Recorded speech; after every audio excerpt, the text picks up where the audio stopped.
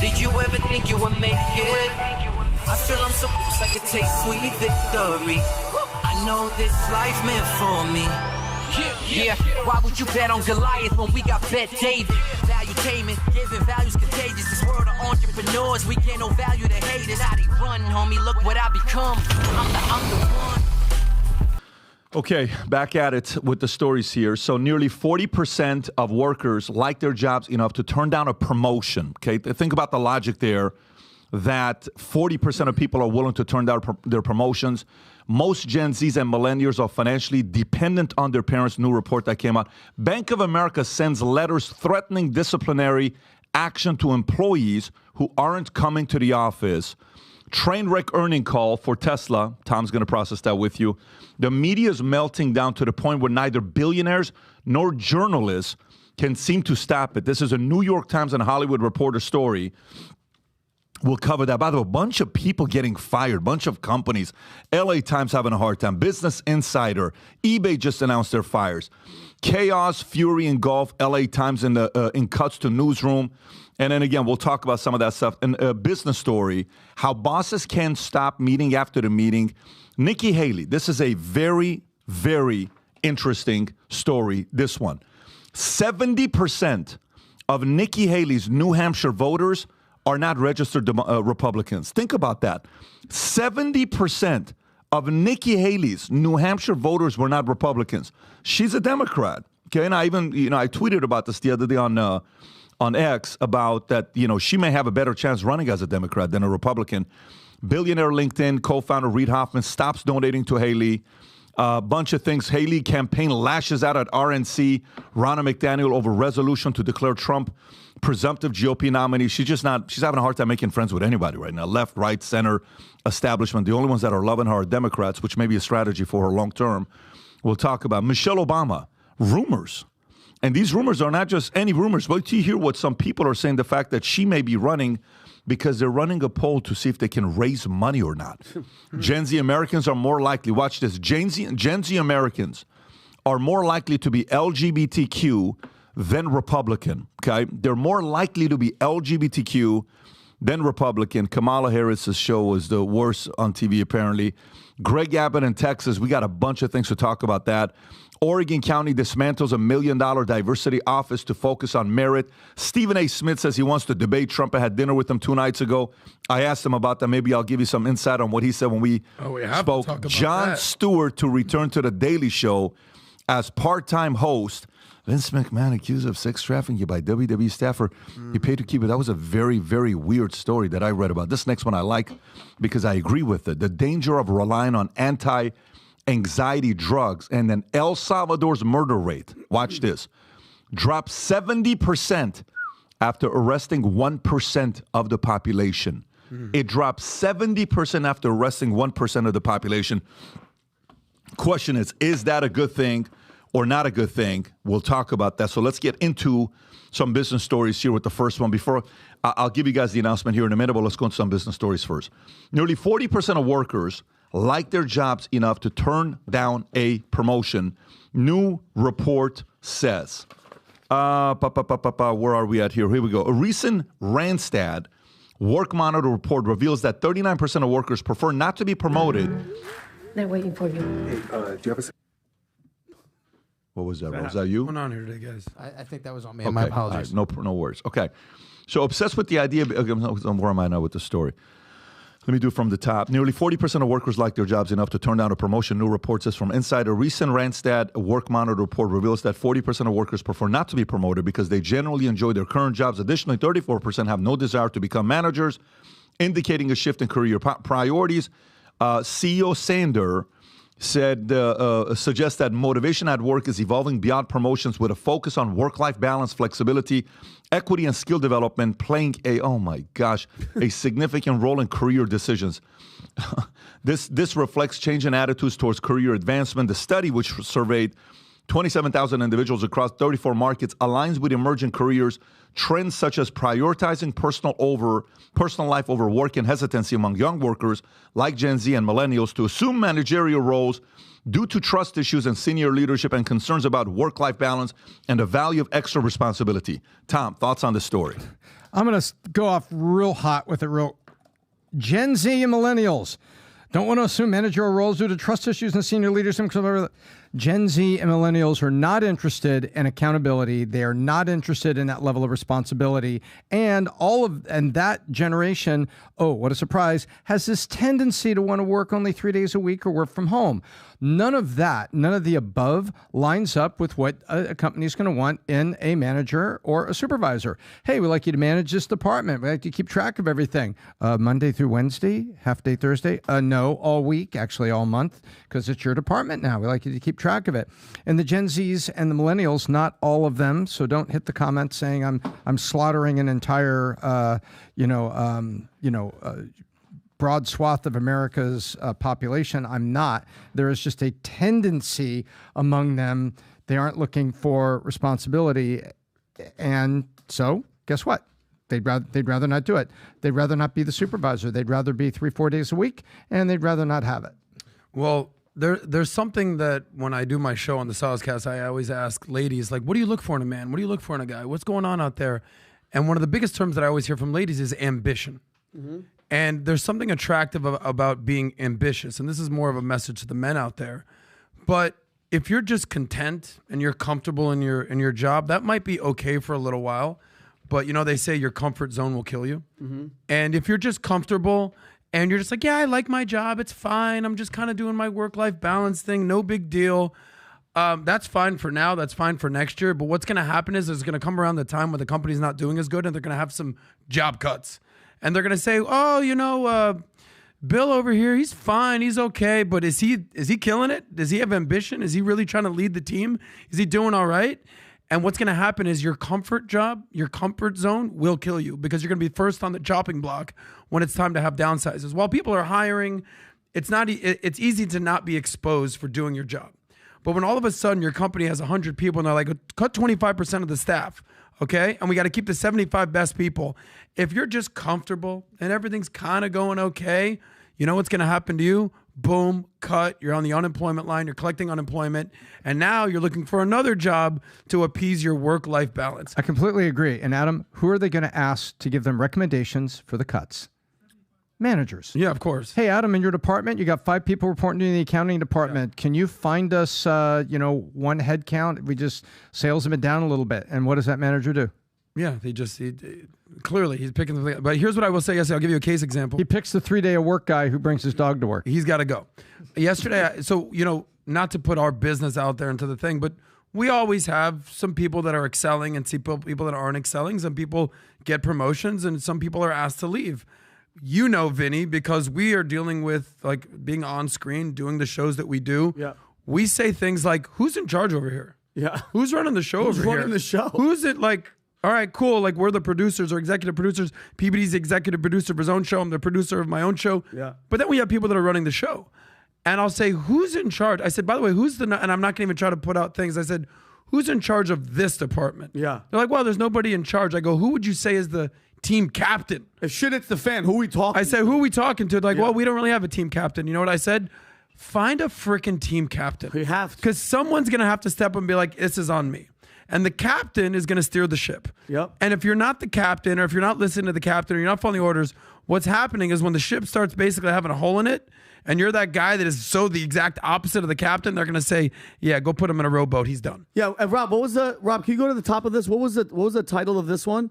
Was it the 40% workers said the job didn't help? So can I ask you a question? Yeah. Where is this coming from? Where is this attitude of this generation that is switching? Is it social media? Is it culture? What is happening? Tom, I'll ask you and then I want to ask him, like, what made this shift happen and why did it happen? It happened fast. I'll tell you my opinion. Okay. So I get this question all the time, by the way, on Minect. You can connect with us on Minect. By the way, and Vinny. Yes, we can connect on Minect. But here's what I will say. The question that I always get asked from people, and that I'm always consulting with people, is the following. Should I focus on the money or focus on the passion? Mm-hmm. The passion or the money, okay? Now, what direction do you recommend that people go? Now, the easiest thing to do is picking the place where they intersect. So, for instance, you knew you were going to be a comedian. You went all in. That was your passion. 100%. I know. But you'd made no money for many years. A long time. Tom, you're focused on the money, right? But your money just so happens to be fundraising, helping people, business strategy, scaling. That's what your passion. But early in my career, Yeah. I was still doing motorsports photography, and I had a basic marketing job. So I had to make a decision to walk into a line of responsibility. What was this motorsports photography thing? It's the first time I'm hearing about Well, this. when I was that in was co- your passion? When I was in college, I was a motorsports photographer in Long Beach Grand Prix and a lot of West Coast racetracks. I did that to make extra money, and I kept doing that. And I said, maybe I'll do this. But I quickly discovered as I was about to get my marketing degree, I think I better get serious about what I really do for a living.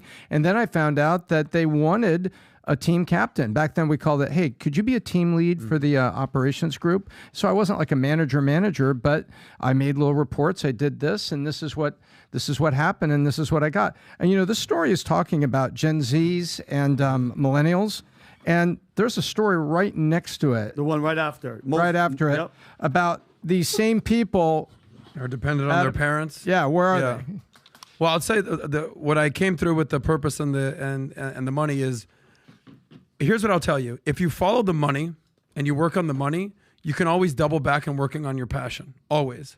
But if you follow your passion and you make no money, you're going to be 35, 40 years old, broke, but I followed my passion. It's a lot easier to make money and then come back and do your passion. Like Pat always says, the first 20 years of your life, don't fuck it up. The second 20 years of your life, make your money. Third 20 years of your life, work on your passion. Fourth 20 years of your life, give back. So I think that's a great strategy to make money and then fulfill your purpose and your passion. Okay, which stories have you guys covered? So Just that whole he hit one. nearly the 40% of the workers, and then right under that, Pat, was the most Gen Z and millennials are financially dependent on their parents. That is insane. Vinny, you want to read that? Yeah, so a Pew Research Center study revealed that 54% of adults 18 to 34, primarily Gen Z and millennials, rely on their financial support from their parents. Jeez. In the 18 to 24 age group, over half of them are dependent on parental help for basic household expenses. A Harris poll commissioned by Daily Pay shows that only 25% of Gen Zers in the 18 to 24 range group can pay all their bills on time, prompting many to opt out living with their parents instead. Rising levels of debt, particularly from student loans, contribute to the financial dependence of Gen Z and millennials. Among those age 18 to 34, approximately 45% are financially independent from their parents. Factors such as delayed in milestones and increasing costs of education and housing exacerbate these financial challenges. Bro, I have a major problem with this. Maybe I don't know if you want to insane. start. Go for it. Please, Jeez. guys, stop grouping in millennials with Gen Z. They're totally different. Millennials are hitting 40 years old now. I'm the oldest millennial. Vinny, you're not even millennial. I'm 45. You're Gen X. I'm the absolute youngest boomer statistically. Tom, I believe you. PBD, you're Gen X. There's actually something called Zennial. But please stop saying, these young millennials and these Gen Z, they're totally different. Anyone who's a millennial is in their late 20s, early 30s, almost 40 now.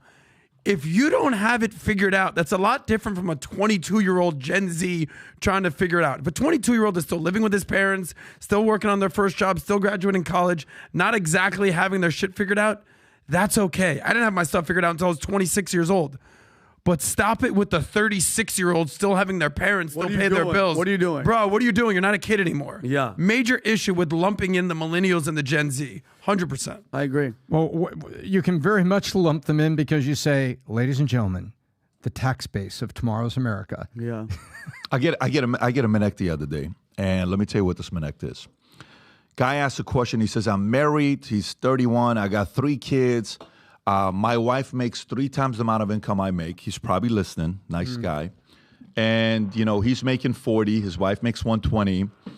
And he says, I'm being encouraged to get into insurance, but do you think there's a way I can make a lot of money working 9 to 5 selling insurance? I said, first of all, nobody is home 9 to 5. People have a job. They go to work and they have a job. If you want to sell insurance, the time where people are home to sell insurance is when? After 6 o'clock. Yep. That's why the average insurance salesperson works from what time to what time? 6 to midnight when people are home. It is a very, very hard job. And then another person asks and says, why? But I want to be, what can I do to have the balance of my life and I want to make a $500,000 a year income? I said, bro, what did teachers teach you guys in high school? When you go to college or teacher, what are these people telling you? Are they telling you, like, you can make $500,000 your income working 9 to 5 and just going out there and someone's going to pay you that kind of income? Like, what do you think happens with life? Yesterday, I'm having dinner with Dana. Dana said one of the best things. He says, you know, all these people that are like, yeah, I want to go be a business owner because I want to have control of my time and I want to have quality of life and balance. Bullshit. When you work for yourself, dude, you don't have a life when you work for yourself. You're working 7 days a week, taking calls on Sundays, Saturday nights, you're at dinner, you have to step away and get away. Well, that's why I don't want that kind of a life. That's why you don't have that kind of a life.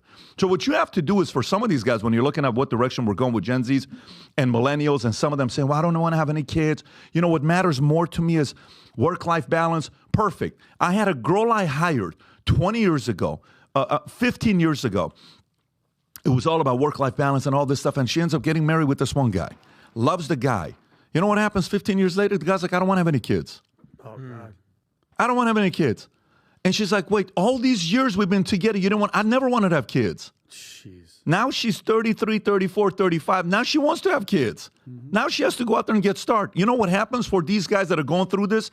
All of this bullshit stuff that people are saying because the next generation values work-life balance more. No, every generation, when they're younger, they don't want to work their asses off. They want to club on Friday nights. They want to party on Saturday. They want to go out. They want to have their blast. They want to do their things. And then they get that out of their system. They're like, now I want to focus on my career. Very few people early on in their lives want to light it up and go win at the highest level. Why do I say this? We, as consumers of this content, are delusional to believe majority of Gen Zs are ambitious enough to go do something big. You know what typically happens with life? There's two words: intentional, accidental, and by force. Let me explain it to you.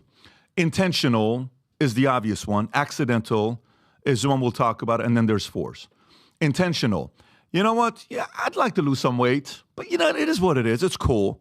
I'd like to stop drinking soda. I kind of know I don't need to eat sugar. I eat too much sugar. If I drop the sugar, I'm going to lose 20 pounds. But, you know, it's like, it's whatever. You know, I'll get to it. Accidental is you accidentally land in an environment that everyone around you focuses on their health. So what do? You're like, dude, I'm focused on my health. Why? Because accidentally you got lucky and you're in a great environment. We've all been there before. We're like, dude, I just picked 2, 3 good friends. I'm in a great circle. These guys are killers. Accidentally, you get lucky. But you know what force is? Here's what force is. Force is you all of a sudden go to the doctor. Your blood pressure is high. Doctor says we have to go into the emergency room. They realize it's pretty bad. You have a major issue happens with your health. Something bad happens in your life. You lose a loved one, mom dies, dad dies, sibling dies, uncle dies, your best friend dies. Then reality checks in. Then you're forced to change. These Gen Zs that are in this category, they're eventually going to be forced to change. They're going to be forced to change. They're not going to be intentionally changing. They're not going to be accidentally changing. Life will eventually force you to change. When you have kids, I remember a lot of times we would be like, yeah, there's no way in the world I can get away with, I know my health, Vinny. I need at least 9 hours of sleep. Yeah. Because I know my body. Really? Go have a kid. Go ahead, bro. Go have a kid. Yeah. Go have a kid and see what you'll realize. How many of you guys are listening to this, folks? If you're listening to this, you got kids. How many of you have gone to work? Be honest. How many of you have gone to work on 2 hours of sleep? How many of you? How many of you have gone to work with no sleep? Your kid has got snot all over your face. You're sick as a dog. You don't have a choice. You don't have somebody to take care of you. Everybody in the house is sick. You still got to get to work to make the money to pay your bills, and you still have to take care of your kids, and you didn't get any sleep. You know what the body tells you? You're capable of more. But that's because of force. Mm-hmm. Your kids are now forcing you to change. Life is forcing you to change. These Gen Z guys, they're going to go through this process that they're going to go through, and all of a sudden they're going to be like, holy shit, now I have to change. You can either choose to change and have to change.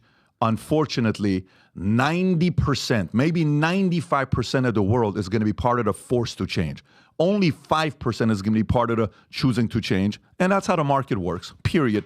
We can talk about these generations all they want about how much they're bitching, they want work-life balance. Wait till they're 35. They'll make better choices. Yeah, and you know what I don't like about that? It's in that title, too, where it says millennial, they're financially dependent on their parents. What's up with those parents? What kind of parent? I know yours wouldn't. I know yours wouldn't. I know yours didn't. What type of parent is sitting there paying for their kid at 36 years old? being dependent on this kid, and they're probably struggling themselves. That parent needs, bro, at 18, my mom and dad were like, guys, all three of us, buy military, buy all three, because you all graduated 1 year at a time. 36 years old, you're chilling over there, and your mommy and daddy are paying your bills. It falls on you, ultimately, but what kind of parent lets their kid just keep giving them money until 36, and then they're like, okay, now you have to go and face the real world. They're not going to be ready for it, bro. The parent has some type of role in this as well. Yeah, they do. It's called entitlement. The parents set them up in entitlement. I don't need to go any deeper into this topic. I love Pat's summation. Intentional, accidental, by force.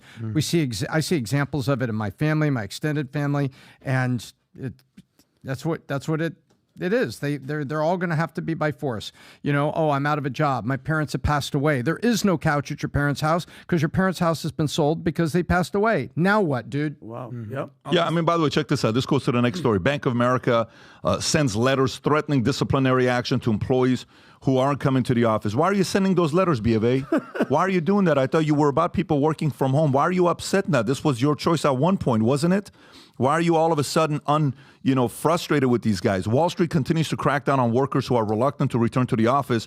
In its latest effort to hurt its employees back to the office, Bank of America has been sending out warning letters. It's calling letters of education to those who haven't been turning up for work. Failure to follow the workplace excellence expectation applicable to your role within 2 weeks of the date of this notification may result in further disciplinary action. What does that mean? Why can't you just say getting fired, right? It's done. Read one letter of education that was sent to Financial Times. Since October of 2022, Bank of America has been requiring majority of its employees to come into the office at least 3 days a week. Those in more client-facing roles, such as investment banking and sales and trading, have been asked to come to the office 5 days a week. So here's the problem with this, and then I'll come to you, Tom. The moment, this is kind of how life works. One of the hardest things to do is after you lower the standards to the people you're leading to choose to raise it all of a sudden. You lower the standards on a group of people you're leading, and then all of a sudden you're like, no, now we want to raise it. No, listen, we missed the low standards. Let us chill, let us kick back, let us stay home, let us work from home and not have to come over here. What are you doing? Why are you doing this to us now? The moment you drop the standards, later on to raise the standards, the people are not going to respond well to it because they're accustomed to low standards. They knew you were capable of low standards. They knew you were capable of being okay with them working from home. And some of these guys are like, well, what did you want me to do? COVID had us shut down. They forced us to do this. They forced us to do that. Yes, COVID and working from home lowered the standards for many, many, many companies and industries, but a lot of companies didn't break and didn't bend. And they said, no, you're working from the office. Those who do either lost to those people to the companies like this that they're working, or they kept the culture. It's not an easy thing to do to bring people back from low standards to high standards. Tom. Yeah, it looks like marketing has invaded the HR group at Bank of America. Failure to follow here it comes, workplace excellence expectations. What the hell? To Pat's point, they're not even speaking clearly. That's called return to office. Return to office so we can work together, we can have culture here, and we can serve our clients. Those in more client-facing roles, such as investment banking, have been asked to come in 5 days a week. Of course they are, because the customers are there. So when you lower your expectations on your employees, and then you come back, and now you're trying to put it all in this flowery type, you need to just come back and say this. Look, guys, the government forced us to do it, and we made some choices. All of that is behind us now. We are back to 5 days in the office. You are going to be around your coworkers. You're going to build culture. We're going to serve our customers, and that's where we're going. You have to be brutally honest and handle it that way. All these things that we worry about, feelings and everything like this. Look at it this way. You have a heart attack. Your doctor's looking at you. You have pretty big feelings about this. Do you want him to say, well, it's a little of this, it's a little of that? Or do you want him to say this? You dodged a bullet, but I think you're going to be okay. Drop 50 pounds, get the cholesterol down, and you've got a shot of living long enough to see your grandkids get married. That's the brutal honesty you want. But we go into the workplace and we don't speak like that. We fluff it up and everything like that while we're trying to raise a standard. You're going to have a hell of a hard time raising a standard when you're trying to talk in this fluffy language. I mostly agree with you guys, but, I have to point out maybe some leaks in the argument, Tom. So the Bank of America warns return to office laggards with return to education. So laggards, we've seen the stocks that are lagging, not fulfilling their expectations. But a lot of this is nuance. Why? Because there is a difference between salaried employees and commissioned employees and the sales guys. So salaried people have very little leverage. So if you're not bringing in commissions and making money for the company, so who are the people that they said that they are encouraging to come to the office, Tom? The investment banking and sales and trading guys. Listen, let me tell you, those guys are the money makers. So if they're saying, listen, I'm coming in the office 3 days a week, I generate $10 million a year for the company. I have leverage here. I'm just going to stay in my house in the Hamptons a couple days a week while you guys do your thing in the city. The bigger you are, obviously they know that they're on Wall Street. A lot of these guys who are working in the city every day for years and years and years have places in the Hamptons and the Wall Street world. They have what is known as leverage. So some of the guys have more leverage than others. So the blanket statement of like, you have to come in and you have to come in, I'm sure these situations are unique and individual because some of them have more leverage and ultimately more pull than others. That's the only nuance that I would add to. You're talking from your point of view. You're assuming most of these guys are bankers that they're talking about. These are not, like, for example, the reason why I said like yourself, you've been with the same company for how long? 15 years now? 17 years. 17 years. You perform, you do your part, but you're a wholesaler. Yeah. A wholesaler is never required to be in any office. Mm-hmm. Any wholesaler for AIG, Nationwide, any insurance company, none of them work out of the office. They all work from home because they're always on the road. This is employees. Come to the office. Come get to work. Come do your thing. And we've realized the last 3 years, 4 years, companies who went to work from home, it didn't work. Very simple. I know a lot of people want to say, yes, it does. Yes, it does with engineers and coders. Yes, it does maybe for a few different things. But whoever's working from home will always be less effective than somebody that's working from the office. For those of you that fully disagree with me, there's 30% of you that do. Okay, and you're like, Pat, this is the part I disagree with you. Do. I'm very comfortable with you disagreeing with me. I'm telling you, you have way more distractions and people will say things like, well, I have more distractions at work. People are always talking to me. No, you have your fridge, you have your bed, you have Netflix, you have TV, you have friends coming over, you have your dogs, you have your kids, you have your cats, you have your neighbors, you have people knocking on your doors. You have way more distractions than anybody else at the office. And thank God for companies promoting people more who are at the office than working from home. Keep working from home. You won't get promotions. Work from the office, you get a promotion. If you're a Gen Z, you don't want a promotion anyway, so don't worry about it. Do your thing. Work from Starbucks if you want to. But the market wants you to come back to the office and work. Okay, let's go to the next story. What story we got here? Which one do we want to go to? Let's go to if we're on Gen Z, do we want to keep going Gen Z or do we want to change it up? Why don't we change it up? Gen Z's been getting knocked around a little bit. Let's change it up to somebody else. You want to go into our friend? No, let's first go to a little bit of business, the media meltdown. Check this out. Media meltdown, and neither billionaires nor journalists can stop it. This is Hollywood Reporter, page 5, if you want to go to it. The media business is facing a crisis unlike anything since 2008 financial mess, with layoffs and cost-cutting at every turn impacting major publishers like WAPO, LA Times, Time, Condé Nast, Sports Illustrated. Oh, my God, Sports Illustrated is going through a mess right now. Business Insider, New York Daily News, National Geographic, Baltimore Sun. Billionaire acquisitions included Bezos buying $250 million purchase of the WAPO in 2013, Chris Hughes' ownership of the News Republic, and Pierre Omidyar's First Look Media venture have largely flattered, with many of them shedding staff or experiencing financial difficulties. Even private equity ownership has not been successful in rescuing media companies, as evidenced by staff walkouts at New York Daily News, layoffs at Forbes, and layoffs at Business Insider, which is owned by KKR-backed Axel Springer. And by the way, I can give you a couple other stories here with what's going on with these other guys. But Tom, I'll pause there.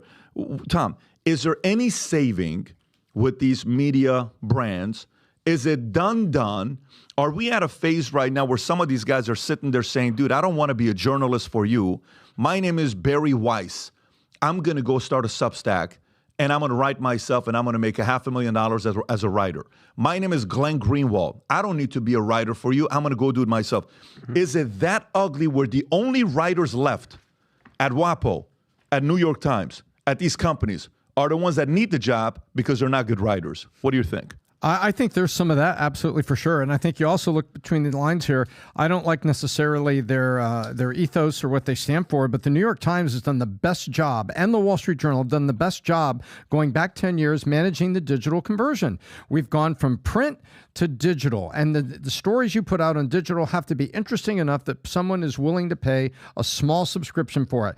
The New York Times has figured it out, and the Wall Street Journal has figured it out. Everyone else that waited or didn't figure it out or put up a paywall late or doesn't have anything interesting behind the paywall, they're dying. We just saw the walkouts that happened. And by the way, it cracks me up. We're about to lay off people. Well, then we're staging a walkout, and I'll say, Fred, can you look out the window and tell me who exactly walked out? Why? Well, it's just going to make it easier to choose who's laid off, because the ones that are still inside here that are actually working, we're going to keep them. But I think it's exactly what you said. Glenn Greenwald saw the writing on the wall. He went out to Substack, and look what he's got going now. There are writers like that are great and gifted and good investigators, and they found a way to put themselves out there, their own byline, and then you've got the Wall Street Journal and the New York Times getting it right. Everybody else has screwed this thing. This is a digital conversion, what they're facing, along with the price of ads, and they've screwed it up, and they're suffering the consequences, and this is what's happening. Let me this is the fallout. Question that I asked last night during dinner. I'm sure you remember this question is. So if we're able to buy, Rob, can you pull up Sports Illustrated was bought for how much? If you just pull up Sports Illustrated was purchased for how much? Sports Illustrated was purchased for 110 million. What year? 5 years ago. 5 years ago. 5 years ago for 110 million. By the way, you know what it's probably worth today? 40 million. Yeah. Wow. It's the other way around. If that. And that was an overpay. And do you know why? Go type in Sports Illustrated swimsuit edition cover. Go type in Sports Illustrated swimsuit edition cover. What year? This year? Just type in that and go to images and see what comes up. By the way, viewer just go to discretion is cover. advised. No, go. You got to see the recent covers because they've changed exponentially to what they were a few years ago. What do you want? What's the right word to put? Big girl? 2024. 2024. Yeah. Voluptuous? What's the plus size? Ashley Graham plus is on size. there. Plus size. Meti I plus see size. where you're Plus going with size. this, Pat. I have some commentary. But I mean, first they put a guy on it, on the cover. Okay, look at that. That's not sexy, guys. I mean, listen, we can sit here and listen. I have friends. I had a guy back in the day, Speedy Espinoza, my roommate.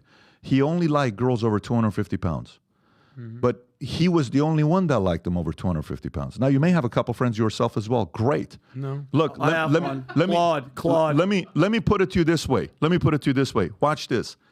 My body right now wouldn't cut it to be on any magazine. I don't belong on a cover of a magazine if you want to show off my body. Don't feel bad for me. I'm not in the best shape of my life. Your body, you can be on a cover of a magazine. And by the way, I'm not saying this because Vinny is, a guy I love and his family. It's because you're the best in shape guy in this entire building. Yeah. Other than Tom. No one is in better shape than you. You deserve to be on a cover magazine, not me. My feelings doesn't need to get hurt. Yeah. Why? I eat more sugar than you do. Yeah. You don't eat sugar as much as I do. You're more disciplined than I am when it comes down to working out. You deserve to be on a cover like this, right? We have come into this mode that people are worried about my feelings or other people's feelings. So let's make everybody happy. No, a brand that was known as the brand that we would buy where Michael Jordan was on the cover. And you're like, oh my God, Kobe's on it. Who's going to make it on the cover? LeBron James coming out of high school. He's going to be the next king. He's going to Sportsman of the Year was a huge honor. Are you kidding me now? It's like, everything changed with Sports Illustrated, right? Rob, go type in LA Times. I'm still going to my question with you. What was LA Times sold for? I think it was $550 million. Wow. It may be less than that, but $500 million. Okay. To Peter Soong Xiong, something like that, I think his name is. Chinese company? Yeah. So watch this, $500 million. What year was this sold? Can you click on that article, see when it was sold for $500 million? Oh, they're laying it off now. You won't find it out there. This was probably 6 years ago. You know what LA Times is probably worth today? Less. $250 million. Half? So, Tom, here's the question. If we can buy LA Times today for $200 million, should we do it? I don't think so. I think you're trying to catch a falling knife at that price. I think that there's great. So the question is, are there great publications in here or are there great brands in here? And I think there's some great brands that are still in here that might have some residual value. But the LA Times, man, you'd have to take that and do digital as well as the New York Times did. And I think it would be tough. I'll give you a little insight here. So there's 3 terms that come to mind with everything that's going on here, and those words are trust, truth, and credibility. What do I mean? There's something that's constant. There's something that's changing. What has changed in the media industry over the last decade or two? Everything's gone from paper to digital. That was the whole rush. Oh, we got to get to digital. We got to get to digital. There's nobody who gets the paper anymore. I read the Wall Street Journal every day on my phone. I mean, how many, like, you occasionally get the paper. A lot harder to deal with that. How many times are we just forwarding articles digital? Digital, yep. The way of the world has gone digital. But what has not changed is the trust factor. What has not changed is the trust factor. What we just saw the other day, your friend posted this, Bill Maher. He said, who are the most trusted media personalities in the world? Look where they're located. Media personalities. They didn't say journalists. Cali? Number 1, not physically located, but number 1 was Bill Maher. Right behind him was Joe Rogan. Right behind him was Tucker. And right behind him was Jake Tapper. What does that mean? 3 out of the 4 are not on typical legacy media. Bill Maher's on HBO, and he kind of has a little thing with CNN, his overtime thing that he's got on, but he does the Club Random, which you're familiar with. He does that. He's online. He's on YouTube. He's not exactly establishment per se. Joe Rogan is 0% establishment. He's the biggest podcaster in the world. 2nd most trusted. 3rd, Tucker. That was establishment. Is anybody that's been at war with the establishment in the news media game than Tucker over the last 12 months? Nobody. And then 4th, Jake Tapper, because he's pretty much the one guy on CNN. People are like, all right, he's got some credibility here. He's not as biased as everybody. So what's happened is the game has changed. It's gone from print to digital. That's not breaking news. But what is changing is who people trust and who they're willing to have credibility in. It's the reason why disruptive podcasts are getting so many views these days, because people are saying, look, I don't know if these guys are right or wrong, but at least trust them to try to find out the truth. Veritas is what people are going for. So legacy media, a lot of these institutions we talked about were actual papers. Do you think the right person can buy an LA Times and win digital and make it valuable later on? Do you think somebody can buy a Sports Illustrated, a WAPO, a LA Times, and a Forbes, a Fortune, and still make it win? Not if they're doing the exact same business models they've always done. They have to change and evolve. Meaning, if the LA Times, and I know nothing about the LA Times because I'm a Miami Herald guy, but I listen to the Herald, I watch the Herald, but they're almost like a dying newspaper. And I love the Herald. They have to evolve. All these, I don't want to give these guys any ideas, but the LA Times needs to have a badass podcast associated with it. Just like the Miami Herald should have a badass podcast and disruptive and videos and like that. That's what's going on. If you just still print your paper from your typical journalist thing, you're dead. I think if somebody bought it, Pat, they'd have to literally come out the gate with something strong and say, listen, we're not the old. This is the brand new. And this is how, like we're talking about the Miss Universe thing. Somebody has to come out and punch them in the face to get all those people that have lost the trust because of the credibility, because all these, they're all like, they're not reporters. They're not journalists anymore. They're shills for activists. They're activists for a political party. Both sides. I get it. I just want somebody to give me the facts. We'll spill it out. You guys make your own decisions. I don't want somebody going, this is good, this is bad, and if you don't believe in it, then you're the bad person. That's what I don't like. But it had to be something monumental for me to purchase something like that. My short answer is yes. The right person could buy it with strategy, clean up what they've got, and move it forward. Now, there are case studies in American history. Harley Davidson went through a great brand. We can all agree there are people that buy Harley Davidson apparel that have never sat on a Harley Davidson motorcycle. Harley Davidson has gone through 2 cycles where the right owner and the right strategy revitalized the company. And I think somebody could buy these at the right price and take advantage. There's a lot of people like me that still have a lot of, not nostalgia, but a lot of trust in some of these media brands if they were being led. So my short answer is yes, somebody could do it and focus on it and lead through it. You've seen it happen. Well, LA Times, I know I've driven by the LA Times with you, and every time we drive by, you're like, see this thing over here? We could have bought this. This is something. It was Chinese bought this, whatever. New York Times, Washington Post, New York Post even. I feel, this is me, not an LA guy. I don't know. I feel like those, especially Wall Street Journal, have way more credibility than the LA Times. I don't know anybody, especially on the East Coast, that's like, you see what they said in the LA Times? Zero. I don't know. Maybe it's just a lack of credibility. Right. Who's the group that said Bill Maher is the most trusted? Let's find that. He posted it. Oh, Bill Maher posted it? Bill Maher posted it. Yeah. If he's in the top 3 most trusted in news, there it is right there. That poll is where did he get that poll? WPA Intelligence. What the hell's that? That's WAPO. He's on the top. That's my point. There's But who is WPA Intelligence, though? Who are those guys? Washington WPA. Post Associated. What the hell is that? He posted it, guys. Yeah. So I'm going on what Bill Maher posted. No, I'm asking you, what is WPA I don't know. Let's Intelligence? find out. That's the question I got. It says, "In God we trust." But that might be a fake thing because there's no way he's number 1. Trust. Okay, so that means you don't believe that Joe Rogan's number 2?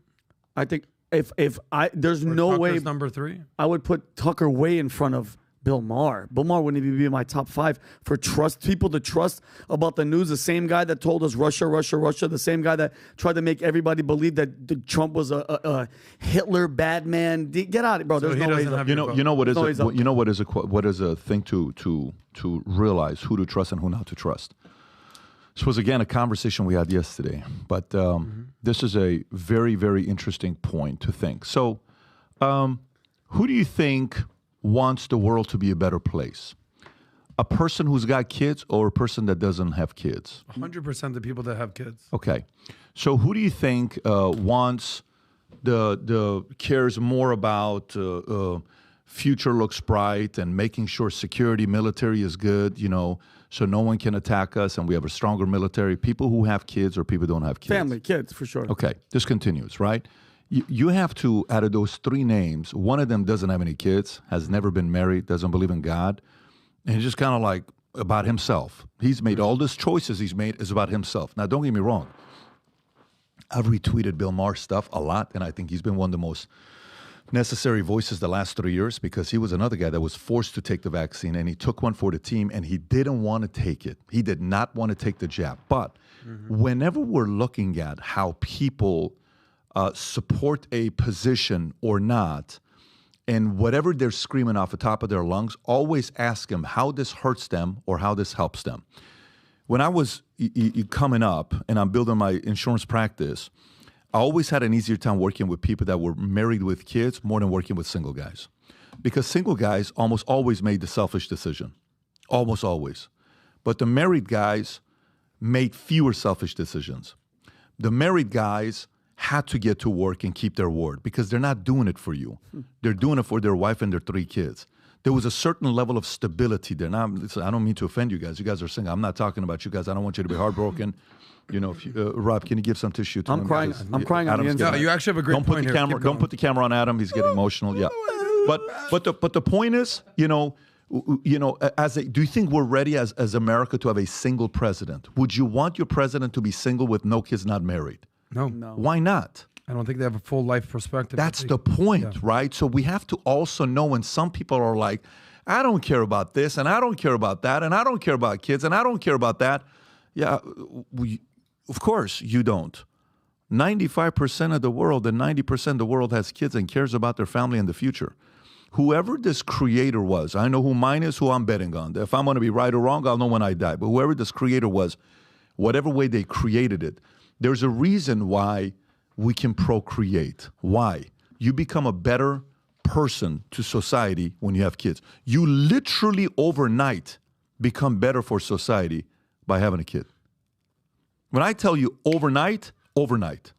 Because instantly, the day before your kid is born, you're willing to make 80 decisions that you don't really give a shit about because it's only going to impact you, okay? And you're like, I don't care what happens to the other person. No.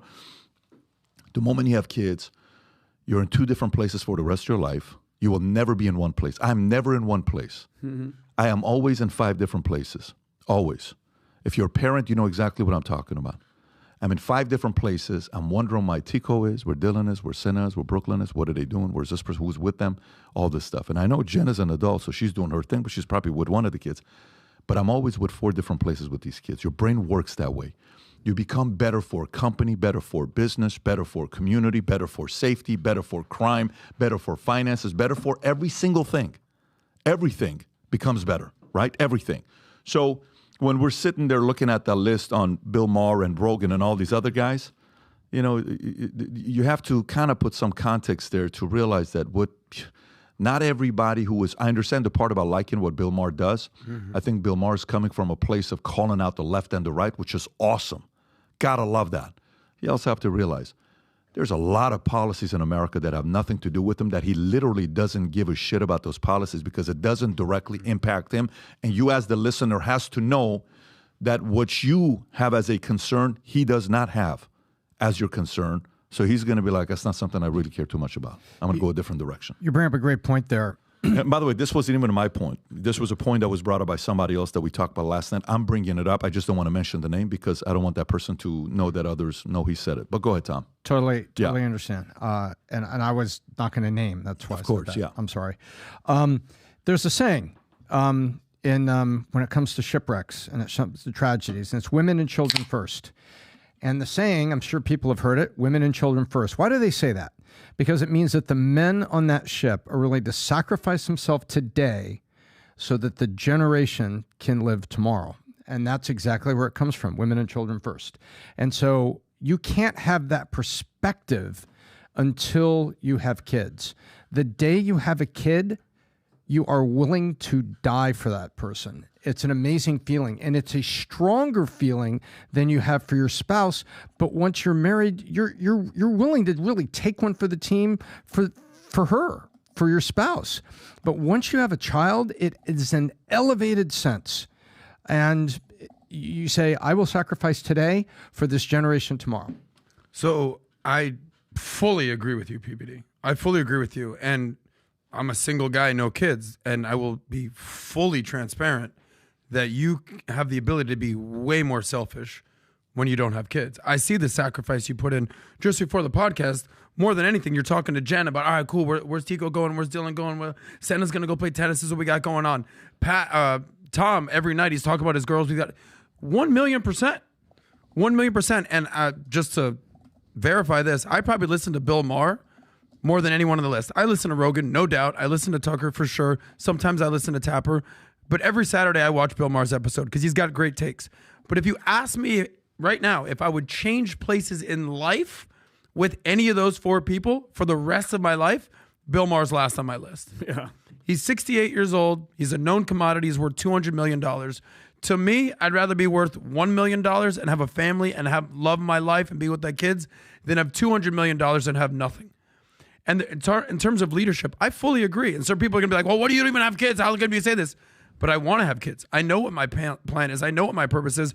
The reason that I'm working my ass off right now is that when I do have a family and do have kids, I have money and I have success, and I'm not doing that on the way up.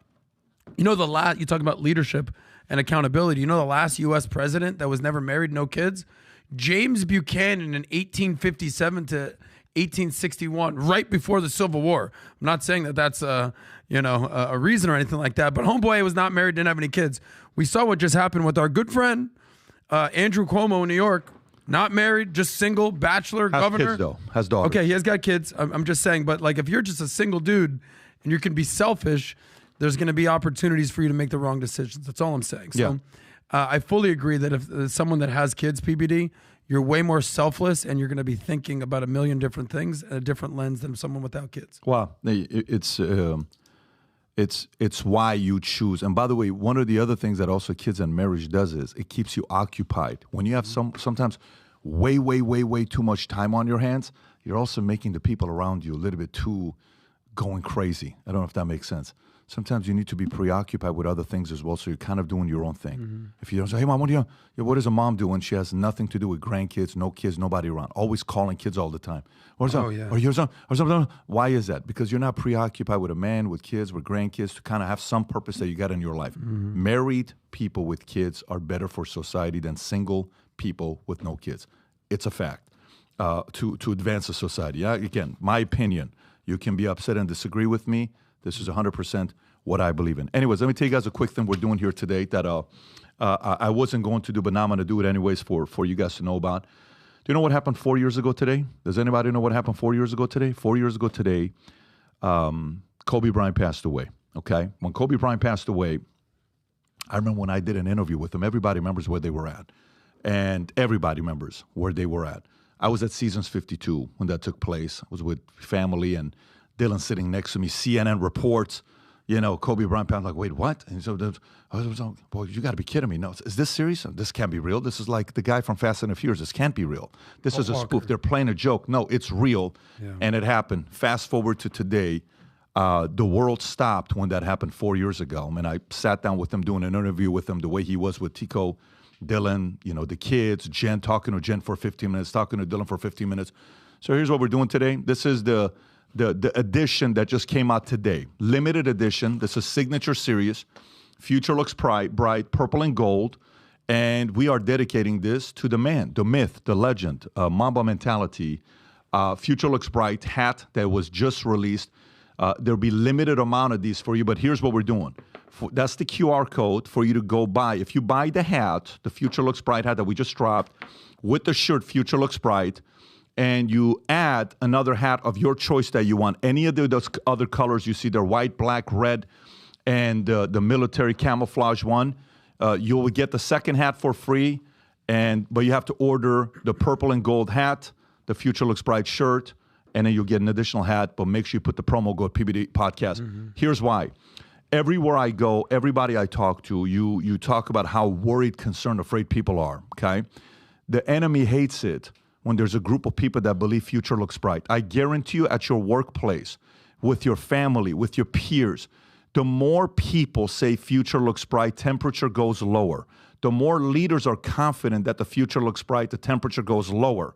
So if you are somebody that's a diehard valuetainer, you follow the podcast, you're a creator, you're a guy that's a freedom fighter, you're a person now, it's a free thinker, you like debate, you like the style of what we do, go represent this gear, okay? This is just limited edition stuff that we have here. Go represent this purple and gold Future Looks Bright hat and shirt, and that's the QR code if you want to go order it. And for I would say the first 100 that pre-order it will also send one free hat with you, any of those 4 colors that we have there as well. Okay, having said that. Can I just tell one quick story about this, why it's so relevant? What's that? So this is a weird, eerie story. And I'm going to kind of bring in the Kobe and the PBD, why I think we're even doing this. You going to put the hat on? I'm going to put it on. So I remember the day this happened because it was a few days after you and I met in Fort Lauderdale. I don't know if you even remember this, PBD. I don't know if I ever told you this story. PBD and I have known each other since 2012, right? But we didn't really start talking about me coming to Valuetainment until 2019, if you recall, PBD. And I saw that they're talking about having a Mamba mentality. You were planning the vault, and this was in 2020, January of 2020. I said, oh, PBD, what's up, man? I hear you're in town in Fort Lauderdale. I'm going to come meet you. Adam, dude, I'm literally on a helicopter looking at locations. You remember that. Wow. Looking at locations in Fort Lauderdale. You know, we never put those videos ever up. Really? We never put the helicopter ad up. We spent $10,000, $20,000, flew out a camera crew, rented a helicopter, went all over the place in Miami to produce those videos. Wow. Never once did those videos make it up. Never. We have it till today. Okay, I didn't even, can I Did you know this? No, I didn't know Never. that. We never did. Mario knows this. He's upstairs. I'm getting goosebumps as I tell this story. So I see PBD on his Instagram. Yo, I'm in town. He's doing this helicopter thing. I said, yo, PBD, I'm in Miami. Come meet you. We go meet me, you, Mario, Paul at the time, at some little restaurant in Fort Lauderdale. Some little breakfast spot. And you had just gotten out of a helicopter. Yeah. And all of a sudden, we do the thing. We start talking about the podcast, planning what this looks like. This is January of 2020. I said, hey, man, I'm interested, whatever. And I'm telling people, hey, I just met with my guy, PBD, Valuetainment. They're like, who's that? I'm like, what do you mean you never saw him? He's the guy that interviewed Kobe because it just came out a few months prior to that. Yep. I want to say August, September. Yep. So this is 3-4 months later.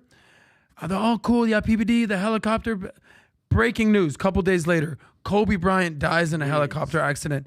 Dude, I'm shell-shocked. Because the last 3 days of my life, I'm saying, PBD, Kobe, helicopter, like, so crazy. I'm supposed to follow up with PBD like the next week. Like, hey, all right. Yeah. I'm like shooketh. I couldn't even text PBD because I know what this meant. You remember being in this helicopter. Of course I do. Rob, can you show the picture of the helicopter? I just sent it to you. So I'm saying this. I'm getting goosebumps. It's crazy. And next thing you know, I'm like scared to like approach PBD. I don't know why. I just felt like there's not the time to like push PBD. Mm-hmm. Next thing you know, COVID happens. Wow. Right? And I'm like, oh shit. Like, and now I'm like, but me, I said, literally, this is going to sound corny. I said, Mamba mentality, bro. Like I want to work with PBD. What happened. Long story short, these are all the videos. The helicopter. I have so many videos on my phone. We never did these ads Crazy. ever. That was January of 2020. I'm in Miami. I'm in Fort Lauderdale. Look at that. Yes. And literally, we met like right after right. that day. And I said, you know what? I want this. I want to work with PBD. I'm sick of doing this by myself in my house in Miami. And I said, PBD, I'm literally moving to Dallas. What's up? And then the story goes from there. But the eeriness of the helicopter and the PBD. It and then So anyways, guys, this is going to be a limited amount. If you do want to support it, Future Looks Bright hat and shirt, order it, and you'll get an additional hat for free to again, wear the gear of valuetainment, but more importantly, to represent the fact that you're optimistic about the future looking bright. That is the mindset that he had, Mamba mentality. It is a mindset that we have as well. We are convinced the future looks bright. But we just had some breaking news. Rob, can you put that QR code last but not least for people to see it at the end? If you wanted to place the order, use the QR code right there. And remember, at the promo code, put PBD Podcast, you'll get an additional hat for free if you place the order of the shirt and the hat. Okay, Rob, put the link below, description, comment, all that stuff. Let's get right into it. Breaking news just happened literally 5 minutes ago, okay? Jury finds Trump must pay $83.3 million. What? Oh my God. To Jean the crazy Carroll. girl? Yeah. That's Which unbelievable. one was E.G. Carroll? The one with Anderson Cooper? That's right. That's the one. That weird lady? Rate me Can with you this- pull up that clip? No way. First, let's read the story first, Rob, and then we'll go and pull What up the clip. the hell is going So on? can you go closer to the story so we can actually... Okay, so Trump last verdict, absolutely ridiculous. President Trump on Friday blasted the verdict reached by jury, ordering him to pay her $83.3 million in defamation damages and said he would appeal the decision. Trump posted this on Truth Social. Absolutely ridiculous. I fully disagree with both verdicts and will be appealing this whole Biden-directed witch hunt focused on me and the Republican Party. Our legal system is out of control and being used as a political weapon. They have taken away all First Amendment rights. This is not America. Is there anything else below it, Rob, or that's it? That's it for right now. I think that's Go back to a different story. Let's see if a different story is saying something else. Zoom in on some of those. Let's see who that is. Okay, that's what? That's WAPO. watch it, yeah.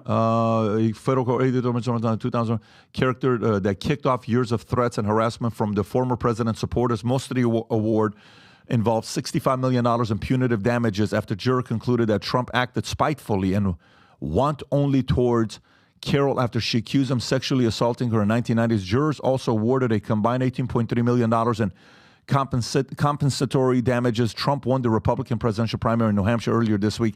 He also already won the Iowa caucus. Can you pull up the clip with her and Anderson Cooper? Yeah. You're probably going to find it easier on Twitter if you have it. You mean to tell me this woman that said this to Anderson Cooper, which Anderson Cooper himself Had to go to commercial. didn't believe what she had to say, they just paid her Trump has Play this clip. Oh my! I think most people think of rape as it is a violent assault. It is not. I think most people think of rape as being sexy. What? Let's take a short break. Think of the fantasies. We're just going to take a quick break. If you can stick around, we'll talk more on the other side. You're fascinating to talk to. What a crazy bitch. Look at She's just the got lady from 40-Year-Old Virgin. $83 million. Tom, what are you thinking right now with this? Well, we only have a couple things in the headline here, but it says 18.3 in compensatory damages, 65 in punitive. So the punitive is like the bonus on top, which means extreme, that the jury found that it was done with extreme intent. And the compensatory damages, it says, what she said is Trump said bad things about me, and then all of his people jumped on the bandwagon, which were ignited by Trump, and they have been hammering my character. I deserve compensation. And the jury said, yep, you're going to get 18.3 in compensation. And on top of it, we think that it was so bad that the ex-president should be also hit with an extra punitive. Now, punitive is, punish. So it's not just compensation, it's punitive. You add them together, it's 83. So when you hear Trump saying we will appeal both decisions, that's what he's talking about. There's two decisions in one here. However, the operative phrase here is he will appeal both. Most things like this go forward to at least 2 rounds of appeal, and it takes years. But it is nonetheless not a good thing that the verdict came out like this. Here's some insight from The Guardian. So nobody's writing a check today. yeah. Here's the details. The Manhattan federal court decision comes less than 1 year after E. Jean Carroll won $5 million already in her sexual abuse and defamation trial against the ex-president, Trump. The sum stems from Carroll's rape claim against the president in a June 2019 New York Magazine article. The publication ran an excerpt for her then forthcoming book. Here's the name of the book. What Do We Need Men For? A Modest Proposal. Interesting. What do we need men for? Okay. In that excerpt, Carroll said that Trump raped her inside a dressing room in a Manhattan department store around 1996. We're going back to the 90s, guys. Yeah. A dressing room in 1996.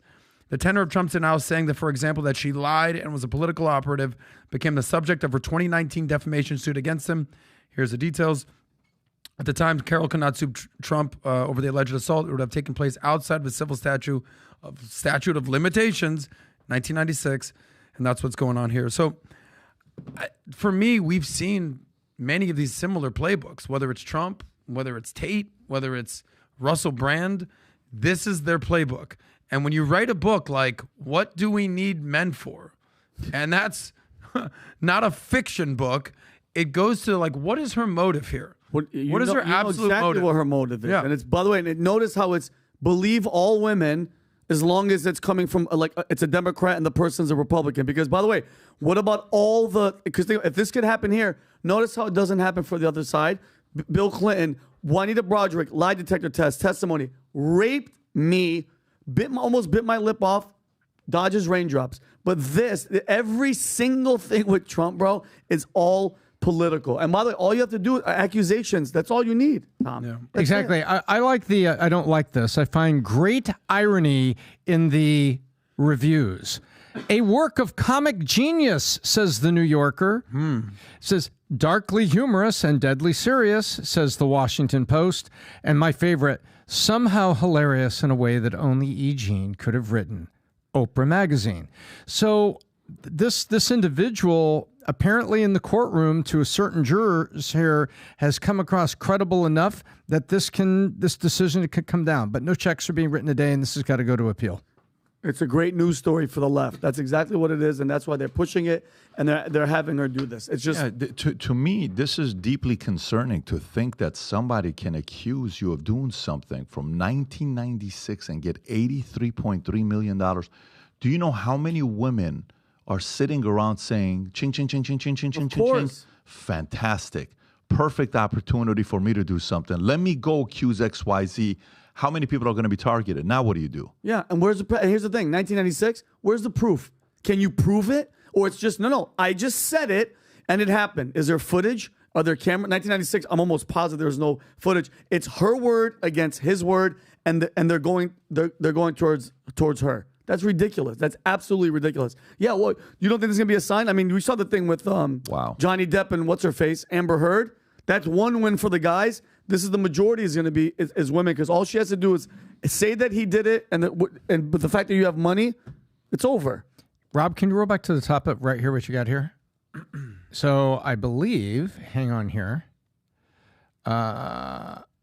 She is a serial accuser, because remember, she also accused Les Moonves of sexually assaulting her in the mid-1990s. Former producer of CBS, the former executive director. Yeah, so two, at the time she's going after this, two very wealthy media executives. Wow. Do you see some breadcrumbs? Yeah, by the way, who don't. What happened in that Les Moonves trial? I'm searching. Yeah, what happened with that? I'm really curious. Les Moonves was the biggest name in media in the 80s and 90s, by the way. Like, listen, I'm not saying that guys he went to court and was also guys don't. I'm not saying guys don't rape, but Donald Trump and him, with all the money and all the stature, they're out there raping women. I don't believe it. Sorry, I don't believe all women. That's just me. I don't believe it either. Yeah. By the way, here was Trump's statement. The court asked, did you ever instruct anyone to hurt Miss Carroll in your statements? He said, no, I just want to defend myself, my family, and frankly, the presidency, Donald Trump. Carroll's team objected again. Kaplan, who is the lawyer, deemed that everything after no be stricken from the statement. So jurors were ordered to disregard the statement. In total, Trump's direct and cross testimony lasted about 2 or 3 minutes. So Trump took the stand today. You got and I heard his. Is there any clip, Rob, or no clips? Here it is, Les Moonves. She has a habit of claiming that she's been accosted in very Random places. Random places. Les Moonves was in a hotel elevator. Oh, give me a break, dude. That's what it says. That's what she accused him of. Look at her. Look at her. Look You mean to tell me some of the most richest and most powerful men in the world are just rolling up on you in an elevator and just doing all sorts of Or a weird department stuff? store, Or a department store where you changing could room. scream. Right, where you could scream, and anyone who's ever been to a changing room knows that there's 4 feet away, there's somebody that says, yes, you have 4 articles of clothing, 5 articles of clothing, 2 articles of... It doesn't add up to me. And 5 people standing in the hall saying, honey, how does this look? Yeah, exactly. Correct. Unbelievable. I want to know more details here. So we're seeing this as breaking news. This happened 5 minutes ago, PBD. But on the surface, it just seems so What's very interesting about the shady. settlement, it's not about the rape itself. It's about him defaming her and ruining her credibility as an advice columnist. Yes. You're telling me this woman, so if you're suffering damages from being defamed, right, you have to prove that you are going to lose that money in the future. You're telling me this woman, as a 70-year-old advice journalist, was going to make $83.3 million over the course of her career? 18.3. Not even that. By the way, that is probably the most important point, because he's not even convicted of rape. He's convicted of denying the rape and then saying, don't believe this witch. Yeah. And now, because she's been called a liar and a witch, she deserves $65 million in what? Punitive damages. So if he actually was guilty of the rape charges, okay, that's one thing. But he didn't do it. That's not what he is exactly being accused of. So they're basically accusing him of defending himself, saying, no, this bitch lying. Yep. Didn't Vince McMahon just get in trouble That's for a whole something nother like this, story, dude? buddy. Pat? Why would you bring that Didn't up? Vince? I mean, it's what? It's the same. No. Was that bad? No, I mean, but No, I'm looking at this. I'm not talking to you. Which story are you on, Tom? You're Down still here, shocked? I would go back there, and what I was just look at the judge, and I was reading that, and I'm going, no. Judge Lewis Kaplan ruled even before the trial that Trump had in fact defamed Carroll. I'm like, I really want to see what happens under appeal. Because Who is Judge Lewis Kaplan? Go to Judge Lewis Kaplan. he's the judge in this court case. I know. I want to know who he is. Oh, yeah. Who is Judge Lewis Kaplan? And I'm What's his like- background? Yeah, and I'm Oh, like, his first picture. No, go back. Zoom in. Look at that. He You looks trust happy. that guy? Yeah, he looks happy. Holy shit. That's like a... I trust him. You know who that looks like? That looks like the penguin from the last Batman played yeah. for Colin Farrell. Yes. But maybe it's not really him. Maybe it's a guy that's playing him. So who is he? Let's look at his track record. Go to his Wikipedia, Lewis Kaplan. Harvard. over on the right and scroll up a little tiny bit. He's in Southern District of New York, University of Rochester, and then Harvard University law degree. And he's appointed by Bill Clinton. Really? Yeah, right there. Right. There's a little irony. Imagine that. Appointed by Bill Clinton. Weird. The judge. Now, if I appoint you, you're just It was going to go easy on confirmed me. Yeah, exactly. Are you kidding me? So Trump gets accused and he's paying 83.3. How much has Clinton? So, Zero. wow. Great find, PBD. What a Great what find. a, what a nugget. Wow. What a nugget. Wow. How much of this you think Trump's going to end up having to pay? I think this is going to go to appeal, and we're going to see things about the court case. We're going to see things about suppressed statements and testimony, how they parse it all down. And I think we're going to see things about the size of the. Can this end up at the Supreme Court? No, look, if you study this, this is what you're going to find. A lot of very big awards happen at the first. Oh my God! Check this out. Watch this here, Tom. I'm so sorry to interrupt. Okay, go to other cases he's worked on. Go lower. Go up a little bit. Right there. Hang on. Right there. You will not even believe what I just found. Look at the case you worked on. Look for all the way in the bottom of miscellaneous, second line. 2021, 2022. Kaplan was presiding judge on mattering relating towards Virginia Giuffre and Prince Andrew. Click on that on 6. Watch what happens. What happens to the case. Click on that's the one. Click right there, zoom in, and just go to the top. Yeah, Jennifer and Andrew reached, and the case was dismissed by the party stipulation in March 2022 without going to trial. Prince Andrew. So let me get this straight. This case, read the top. Federal Court, Virginia. You know who Virginia Giuffre? I mean, we just talked about her, right? Trafficked girl That's from right. Epstein Island. From Epstein Island, second son of The for picture. sexual assault under court. several sexual encounters with Andrew in the early 2000s at the age of 17 after being sex trafficked by American financier and convicted by sex offender Jeffrey Epstein. Dismissed without going to trial. Yet Trump's $83.3 million. Wow. What a freaking find. Great find. That is insane. All you gotta do is dig a little bit. They got some splaining to do. 83 million. Look, the big ones you hear about. The big ones you hear about is when asbestos kept getting worse, and they ran out of appeals before the U.S. Supreme Court, and all of a sudden they're settling and they're writing checks. And the same thing happened with cigarettes. You can appeal this, and you got to go all the way through the appeals before checks get written. Trump's going to appeal this, and you're going to have like multiple angles under appeal. Just you have the original case, but guess what? Also, you have was the punitive damages fair or excessive? Was the actual compensatory damages fair or excessive? Was the plaintiff, correct in the procedurals that they were granted by the court? Was the defendant, correctly handled in the procedurals by the report? Appeals on this usually end up by they can settle. They can settle going forward. But guess what? But let me tell you, that's not even the point, Tom. The point here, what we just found, just by the way, by simply checking who he is, what cases he worked on, you dismiss a case of a guy accused of raping a 17-year-old girl multiple times, but you believe a girl who thinks rape is viewed as sexy, and Anderson Cooper goes to commercial because he thinks she's delusional, but you say yes to that, and then you're appointed by Clinton. I'm sorry, man. This is American Gangster. Connect the dots, and you see where the motive is. And there is that famous line in the movie. What is that movie with a great actor who I love, who played in American History X? What's his name? Edward Norton. He's playing that movie Primal Fear with Richard Gere, and you hear that video when they play the video, and they're sitting, that VHS drop off, and they play the clip, and it's the pastor, them having sex, and the other lawyer says, motive, there's motive. The motive is linked to Clinton, to Epstein, protecting the enemy, protecting the bad guy, and going after the good guy. This is why America doesn't trust you. By the way, Kamala Harris said something the other day. She said she's worried. You found this video. Have you given it to him or not yet? I gave it to him. The video, watch what she says. She says this, folks. This is how weird this is. This is a great find by Vinny.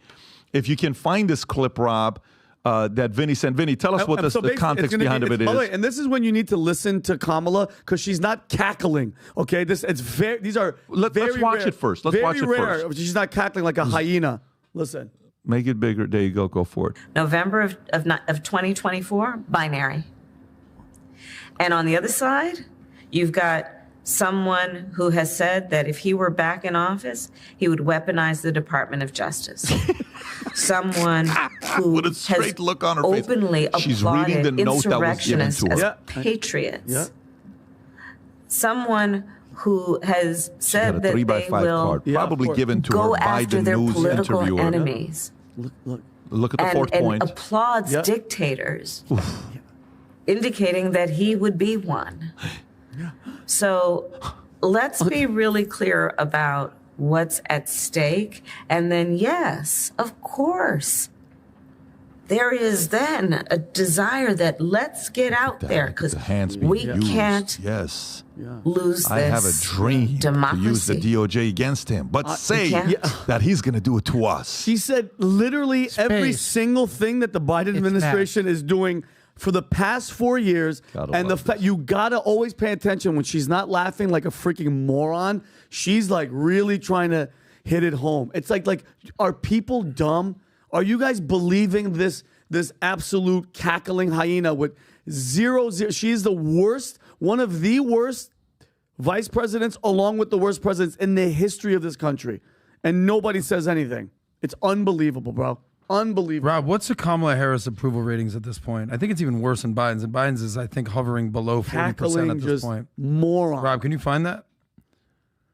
Yeah, her approval rating is 37%. It's worse than Trump's ever been or what really Biden. pisses me off, Adam? That 37%, who the hell are they? Who are Obviously, you? They're just They're brainwashed. the Just DEI more. Dems. Vinny, it ceases to amaze me how you still don't understand that half the country's Democrat and half the country's Republican. No. Either way, No, that's not the. You're missing the point. What I'm saying is, I get that part. My point is, how dumb do you have to be? Like, no, she's doing a great job. At what point? I wouldn't say dumb. I would just say fixed to your side and not willing to change. So I think it's called. But here's dumb. what I will say. They're dumb. And I took some heat over this from the first time around. I said, I'm not really worried about Biden not making it through his first term. Byron Udell, you buddy, by the way, you're going to owe me some money when he finishes his first time. But I am genuinely worried about Biden finishing his second term. And, you know, the whole fear of, Kamala Harris is going to be president, that wasn't something that concerned me in 2020. That is a major concern in 2024. Major concern. Can I ask you a question, though? Why is it a concern to you if right now you're seeing that Joe Biden, this isn't a joke, I'm not being funny, I'm being dead serious. He makes zero decisions. If you could look at Joe Biden right now and say that he actually goes, all right, guys, come in here like Trump, like a boss, absolutely not. So what would it change? Because whoever they are, every time he says they, Rob, they told me this, it's going to be the same they telling her dumb ass to say the same shit. He can't even speak English anymore. Well, let's just hope that it's not her making No, but the what does it decision. matter to you, Adam? At least she could laugh and talk. Look Bingo. Go ahead. Adam, bingo. It's not her writing these cards. Yeah. It's not her making the Yeah, decision. it's they. It's not they. It is the Biden administration that are carrying the party line. And we've seen it over and over again. If you really need to get out from under something, what do? You accuse the other side of what you're already doing. And she's reading off 3x5 cards or other notes stating he wants to weaponize the Department of Justice. That is exactly what they've done. We have evidence of that. We can see it. And so this to me is not surprising. And I don't find her to be a capable vice president by performance or by, qualifications. But I step aside from picking on any of her personality traits. I don't need to. Can we for a moment take a break from all this divisiveness and appreciate one of the greatest quotes of all time that will forever be written about and quoted by some of the greatest philosophers and leaders forever. Okay. Right here. Listen to what the president said. Life-changing quote. Guys, whatever you do, put everything down. Okay. Because you're going to recite this quote to your kids tonight, probably to your wife, to your friend. Maybe this week when you're preparing for your Monday speech at your employees and you're trying to say something to move them. So excited. You're going to use this quote. Go ahead and play this, Rob. We'll teach Donald Trump a valuable lesson. Don't mess with the women in America unless you want to get the benefit. Listen, for even my Democratic friends out there, he did not speak English on that. If it's okay with you, can we please? Can we listen to that in To me, slow it was motion? clear what he said. You want to listen to that in slow Tell motion? me you guys that I understood fully what Can we he do said. that in half speed? For me, I Have a Dream just went to second Can I place. say one thing? Can we hear it one more time and understand this? Nobody knows what he said, but the audience. Look at how brainwashed They they're cheered. just like, we love it. Play that again. But can we please do it at 0.5 or 0.75? Yeah, Rob, slow it down a little bit. Yeah, it's perfect. We'll teach Donald Trump a valuable lesson. Don't mess with the women in America unless you want to get the benefit. Yeah! The women are like, By the way, Don't mess with the women in America unless you want to get the benefit. We have one that that might mean? even be better. Rob, will you find Biden at the brewery yesterday? You're already Oh, you already have this? Oh, you know, Here, it's this a real clip? brew beer in this 30 hours ago. Oh, Earth Rider, thanks for the Great Lakes. I wonder why it's And look, they're laughing. What are you laughing at, bro? I want that audience when I do stand up. They laugh at anything. You have any idea what he just said? And by the way, all of his advisors are on the right, and he walks to the left and starts milling around the brewing equipment. What's wrong with that? Bro, Maybe he's going for a walk by himself to kind of reflect and reminisce of what it used to be, You know what it is? He's that drunk grandfather that you have that you never know what he's going to say. It might be like you always like on eggshells, like with Blinken. Remember when Blinken was in the audience and they're like, Oh, and he said, "No, do you think she is a she's a dictator?" Well, he is. Blinken was like, "Oh shit! Jesus, I told you not. Oh, to say Grandpa that. Joe, Yeah, what are you look, doing?" he's a gaffe machine. There's no denying that He's the whatsoever. worst. He's the the worst. GOAT, though, guys. One day you're going to be quoting him, and you'll see. He's the GOAT. We have to give him the proper respect that he deserves. But let's go to the next story. Watch this one here. So, kind of weird. Nikki Haley, Republican, poll comes out, 70% of Nikki Haley's New Hampshire voters are not registered Republicans. Okay? Weird. Very weird. So her policies are so powerful and amazing that Democrats are in love with her. Think about how amazing you are. You got to be. That former South Carolina Governor Nikki Haley can attribute her competitive performance in Tuesday night's New Hampshire primary almost entirely to voters outside her own party. Exit independent to vote for Haley. Exit polls suggest the state opens primary model allowed record number of Democrats and independents to vote for Haley, an ill omen for future performance with her own party. Former President Trump handily won New Hampshire on Tuesday night, 54-something%.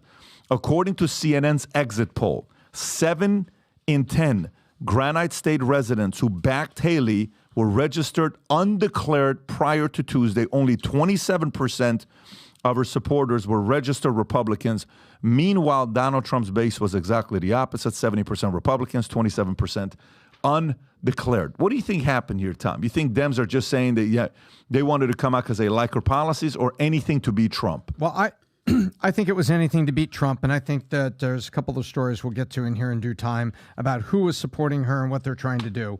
This is a effort here to basically use her as a wedge to ensure maybe Trump didn't win or to cast doubt. And what it all made sense to me, if I just change the story a little bit, 70% of establishment candidate Nikki Haley's voters are not registered Republicans. And then suddenly it all makes sense when I just add the words establishment candidate. Then it all comes home to roost. And I think the people that are behind her are trying to use her as a divisive wedge candidate. This isn't Nikki Haley. This is Ross Perot and heels being propped up by people who want to wreak havoc with the Republican primary and Donald Trump himself.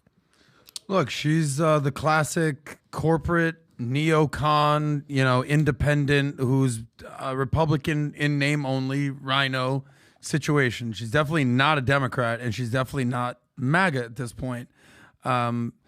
Yet she plays the Democratic card pretty well, obviously, with everything that she talked about with the race baiting and stuff like that, identity politics, gender politics. Vivek has torn her a new one. We've seen what happened with that. She's the anti-Vivek. Vivek is a disruptor. He's going to call it like he sees it. He's not bought and paid for. The one thing that we know about Nikki Haley is that she's establishment, she's elitist, and she's bought and paid for. We know that after she got out of the governorship or before she was the UN, what was it, Boeing that paid her millions of dollars? Who was it? It was a couple of defense contractors, most notably Boeing, and she got ridiculous. So this is a classic scenario of you don't have money to fund your campaign. You're not the type of person that's going to get the grassroots support like a Bernie Sanders or an Obama or even a Trump. So you're going to go to the corporate donors and you're going to say, hey, whatever you need me to do, I'll do. Whatever you need me to say, I'll say. Sure, I'll take your 10, 100, 200 million bucks. And then she's bought and paid for. This is why her and Vivek, of all candidates, feuded, because they're the exact opposite people. Even on Andrew Schultz's podcast, Vivek went on there and tore a new one again. He said this is what Nikki is. She's Dick Cheney in heels. And I think all the stats are there that she became the director of Boeing in 2019 and stepped down the next year, collecting over $300,000 in cash and stock. Yeah. She made with that. But then Trump, I think, before that, Trump put her at to the head of the UN? What was her role for Trump campaign? United Nations. For Trump administration? Yeah, she was the United Nations. She was the United Nations. Okay. But yeah. And again, bro, but what a shout out to the Democrats, bro. These guys they stop at nothing, right? First Russia, then 2 impeachments, which were all BS. COVID comes from China. This rape defamation psycho blonde Sharon Stone looking chick. Then the insurrection, which wasn't an insurrection, wasn't accused for insurrection. 91 counts of whatever. And now Nikki Haley. They don't stop, bro. What does the Democrats have to do with Nikki Haley? I'm saying they're backing her. They're behind her. And specifically, they say they say in Iowa you have to win the evangelical vote. That's how you win it. Trump just had the best results of any primary, maybe ever. He had 50% of the 50% of the Iowa caucus vote, which is largely evangelicals. In New Hampshire, it's a different crowd. It's the independent, they can go either way crowd, Republican, Democrat. It's not the Democratic Party that voted for Nikki Haley. It's the vast majority are independents. And no doubt, this is her last state that she had a chance in. All right, New Hampshire. After this, it's South Carolina. In her home state, Trump's up big. In Vegas, Trump's up big. She's got a couple more weeks of being involved in the campaign, and then she's done. She's holding out that Trump gets convicted of something and can't be the president, and she's the last man or woman left standing. But there's no real push to see her become the president. And I don't know. Well, let me read the next stories about Nikki Haley. So billionaire LinkedIn co-founder Reid Hoffman STOPS donating to Haley, okay, and he was big on her, and he's out, okay, so he's not going to be contributing the way he was. Hoffman had contributed $250,000 to a super PAC backing Haley, while Sabin had donated $1.7 million to GOP campaigns over 3 cycles. Sabin emphasized that Haley's candidacy was losing momentum, stating her money is going to dry up. And these guys are sitting there saying they're probably going to go to Trump or other places. But Haley campaign lashes out at RNC Ronna McDaniel over resolution to declare Trump presumptive GOP nominee. Haley's campaign pushed back against Republican National Committee and Chairwoman Ronna McDaniel regarding a draft resolution to declare Donald Trump the presumptive GOP nominee. Haley spokeswoman Olivia Perez Cubas firmly stated, "Who cares what the RNC says? We'll let millions of Republican voters across the country decide who should be our party nominee, not a bunch of Washington insiders." Yep. She also challenged McDaniel to organize a debate between Trump and Haley. RNC spokesperson Keith Shepard clarified that such resolutions are initiated by RNC members and will be subject to resolutions committee decisions. Trump later withdrew his support for the resolution, emphasizing the importance of winning the nomination through the traditional voting process and promoting party unity. So, Tom, the issue with her, obviously we were there when Vivek came out and flat out called Ronna McDaniel out and says, you can come out here and resign in front of everybody. And Nikki Haley is now following his lead. What happened here, Tom? Well, it's very simple. The presumptive nominee, it's kind of like saying you see a woman who's obviously 8 months pregnant, and you say, wow. Nikki Haley's 8 months pregnant? No. Tom. No, you see Rob, a woman. Can you Google that? Are you being serious? What are you saying right now? Let's say you're walking down the street, you're in the mall, and you see a woman who's 8 months pregnant. 2 things come to mind. First, where's Adam? Second, Well played, buddy. Adam. Good one. second, you say, Hide it. oh, look, an expectant mother. So what they're saying is, hey, guys, this primary is 8 months pregnant, and the baby is Donald Trump. This thing is done. So, by the way, and it wasn't just Ronna McDaniel, initiated by RNC members. What do the members want? They want to win. So they want to consolidate what's going on. They want to put the money behind one force and get after Joe Biden or whoever gets propped up when he falls down the stairs. That's what they're ready to do. That's where they're headed. So, and now Haley wants to go further and further. Usually in times like these, we've all said it, and you can go look this up through history. This is negotiation time. We are in the middle of negotiation right now, and this is where candidates who have campaign debts or maybe out over their seas or would like a fee to kind of wrap things up are behind the scenes negotiating, saying, hey, look, I got about $3,000 in campaign ad spending I need taken care of, and we need this. And this is where those backroom deals are cut to get somebody to roll off. But what's happening right now is Ronna McDaniel is actually doing her job, whether you're part of the people that like her or don't like her, have had very real criticism of her, which is well-deserved because they have not been a winning party, and Vivek is right. But whether you agree with her right now or not, she is actually doing the right thing, saying, hey, look, the RNC members are voting. He's the nominee. We're 8 months pregnant here. It's time to get on to the next stage, which is winning this thing. Who's pregnant? Who's 8 months pregnant?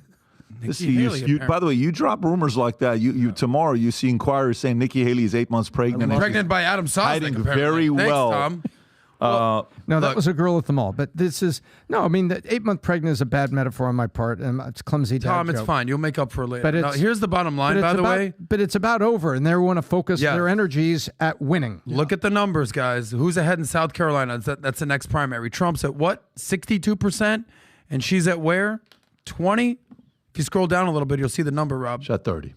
She's at 30 in South Carolina? 29.3. 29. Okay. After That's just everybody in else South is Carolina. gone. Guys, that's her state. If there's one state where she's like, yo, what up? Nikki in the house. It's her state. Yeah. It's kind of like Ron DeSantis fumbling Florida. So if you go to the national polls, if you could just scroll back out here. I miss Ron. It's 62 to 29. What was it? 69 to what? 29? Yeah. Still a 30-plus point lead. How about this one? national polls, Trump's at 70. 70. And surging. Since surging. Before Ron DeSantis dropped out, he was at like 60. Now he's at 70. She's where? She's never broken 15. What number she's at, Rob? 14.5. She's at 14, exactly. So listen, guys, this is game's over. There's Hail Mary stuff going on. Nikki's trying to be 8 months pregnant, trying to be the president, whatever Tom's analogy was. I don't get it, but everybody's pregnant. Trump's the nominee. Everybody pregnant up in here. Pregnant. Trump's everybody's daddy. Where's Ron? I miss Ron. Trump's everybody's daddy is the bottom line. All right, so let's go to the next story here with Texas. Greg Abbott urged to fully militarize Texas State Guard to counter Biden, a Newsweek story. Okay, this is not looking good. And Rob, if you can pull up the tweet with what letter he put that went viral, he wrote it himself because it's pretty strange what the White House is doing, and they're not helping Abbott out here. So Daniel Miller, president of Texas Nationalist Movement, the TNM, has urged Governor Greg Abbott to significantly expand and fully militarize the Texas State Guard if President Biden federalizes the Texas National Guard amid the border crisis. Miller stated, if Biden federalizes the Texas National Guard, Greg Abbott should immediately throw enlistment and Texas State Guard wide open, fully militarize them, and deploy them as border protection force along the entire border. The Texas State Guard, which currently comprises around 1,900 personnel, could potentially serve as an alternative border protection force as it cannot be federalized by law and remains under the sole authority of the government of Texas. In contrast, the Texas National Guard, with roughly 23,000 personnel, could be federalized. So this is Abbott responding. Rob, if you can zoom in a little bit. So federal government has broken the compact between the United States and the states. The executive branch of the United States has constitutionally duty to enforce federal laws protecting states, including immigration laws, on the books right now. Biden has refused to enclose those laws and has even violated them. The result is that he has smashed records for illegal immigration, despite having put a notice on a series of letters, one of which I delivered to him by hand. President Biden has ignored Texas's demand that he has performed his constitutional duties. President Biden has violated his oath to faithfully execute immigration laws enacted by Congress, instead prosecuting immigrants for federal crime or of illegal entry. President Biden has sent his lawyers into federal courts to sue Texas for taking action to secure the border. Number two, President Biden has instructed his agencies to ignore federal statutes that mandate the detention of illegal immigrants. The effect is illegally allowed their en masse parole into the United States by wasting taxpayer dollars to tear open Texas border security infrastructure. President Biden has enticed illegal immigrants away from the 28 legal entry points along the state's southern border bridges where nobody drowns. And by the way, if you watch this video, and before we play this video, Vinny, can you give us a little bit of context on who this person is in the video that's crossing the border? Okay, and Pat, can I just really fast? Of course, yeah. Shout out to the governor of Texas finally stepping. It's about time. It is about time. A little bit too late. But, yo, if you got a problem about that, yo, you're the problem, okay? Because think about it. Texas is damned if it does and damned if it doesn't, all right? First of all, they've been wanting to open border for this past 4 years, right? Then the governor's like, you know what? We have too much of an influx. I'm going to start shipping these people to the sanctuary cities, to Martha's Vineyard, to New York, all these places. And what the people, now we're looking at what's happening. Now, when he's trying to put up a barbed wire, think about this. The president's administration, the government is saying, how dare you try to protect yourself? We want this influx of people to keep coming in, all right? And Pat, if you don't mind, can I just say that the study, the Yale University released a study by 3 researchers saying that the number of illegals isn't 10, it ain't 12, it's 22 million illegals are here, okay? And now the Democrats are pushing for them to become citizens to vote. Remember last week with AOC? She said, why don't we just, you know how you solve it? Just give them all citizenship. Give them a path to citizenship. Yeah, that was on the Daily Show, I believe. All right, that would add to our voter roll 22 million permanent electoral majority voters. Okay, and that's what this entire thing is about. I want everybody to know this. It's not about humanitarianism. It's not about AOC next to the fence and bullshitting you, trying to lie like they care about these people. It's votes. That's all it is. Okay, and now just to give you guys a heads up, remember I said this, that all these terrorists that we caught, 165. Here's a video that Rob's going to play of a Middle Eastern guy. And I could tell he's Middle Eastern because I'm Middle Eastern. I could tell from the accent. Look what he's saying. His name is Mavzam. This is what they're saying. Mavzam Samadov. He's the leader of the Islamic terrorist group from Azerbaijan Islamic Party. He's a convicted terrorist and arms dealer. People are saying this is him. They put a picture next to him. It looks exactly like him. And look at what he says coming into our border in Texas about what he's going to do to America. Go ahead, Rob. From? Are you going to take where I'm from by force? No. So I will not tell you where I'm from. So these are the people that these are the people that are breaking into your country, folks. You ask me, I answered you. Ready for his attitude? What he says. Ready for this? That's amazing. These are the people right here. That kind of attitude. Hey, let me educate you. It's a tripod to hold the camera. I need to protect my family. So you see, there you go. Watch. Violence. So there you go, guys. These are the people that are coming in. We're the ones laughing. You didn't say no violence. It's very easy to find my face, by the way. If you are smart enough, you will know who I am. Look. But you are really not smart enough to know who I am. But soon you're going to know who I am. What? Very easy. Wow. Vinny, who is this guy? Hold on. Okay. So, Google his name and put it right next to the video. okay. And can we see his face? Mavzam Samadov. And here's the thing, guys. Regardless. Put images. That's the guy. Wow. That's him. Now let me say something to everybody up there. Yeah. When somebody is saying to you, I got goosebumps. Soon you will know who I am and who the hell my name is. Is the FBI? Do you think the FBI is looking for this guy? Absolutely not. That's another layer on top of this. They want all these votes and they let these people in. God knows, because they know. They give them cell phones. They give them money. What if, God forbid, this is all a plan where they go, okay, we want you to do this. Let me ask you a couple questions. Where is this guy from? Allegedly. He's Azerbaijan. Yeah, okay. They caught him crossing the border, right? The Texas border that our government, yes, is fighting to. So let me ask you, Azerbaijan, when you're crossing the border, where is Azerbaijan in Latin America? Is that near Colombia? Is that near... Actually, Adam, it's where's that near? In Guatemala? Where is Azerbaijan exactly? It's on the other side of the world, currently persecuting Armenia. Vinny, where's Azerbaijan? It borders Armenia, and Azerbaijan is fighting Armenia, and they're doing a genocide. Yeah. Hold on, can you pull that?